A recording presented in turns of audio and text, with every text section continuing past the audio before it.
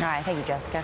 First at 4, 31 men arrested over the weekend in Idaho for conspiracy to riot, including one man from North Alabama. Authorities say they were part of a white nationalist group who planned to stop an LGBTQ Pride Month celebration. News 19's Addison Willman talked with an expert on these kinds of groups to find out more. 31 white supremacists were arrested in Idaho earlier this week. According to police, members of a white nationalist group called the Patriot Front were taken into custody for conspiring to riot during an LGBTQ pride event. And one of those men is from right here in Lauderdale County. I spoke with an expert on right-wing extremist groups to learn more about these people's ideology and how they try to justify their actions. They believe race is the basis for national identity.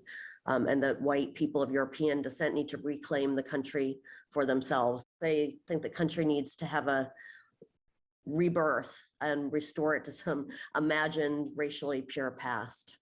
The SPLC's website says the Patriot Front was created in the aftermath of the violent Unite the Right rally in 2017 in Charlottesville, Virginia. The event was one of the largest gatherings of white supremacists in recent history. Several people were injured and one anti-protester was killed.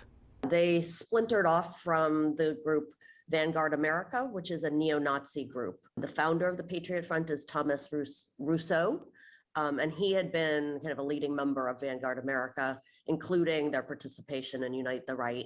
Cork says that they split to avoid negative media attention. She says that they even choose to stay away from large gatherings of white supremacists so they are not directly associated with them.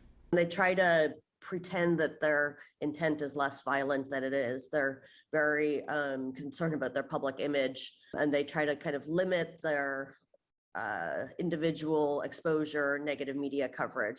Cork says that the Patriot Front's manifesto is littered with racist rhetoric and propaganda. She says they justify their ideology by preaching replacement theory, which is the idea that people of color are actively trying to replace white people in America. That idea has been applied not just to people of color, but to other minority groups as well, such as different religions and, in the most recent case, the LGBTQ community. It's not just racism. They believe that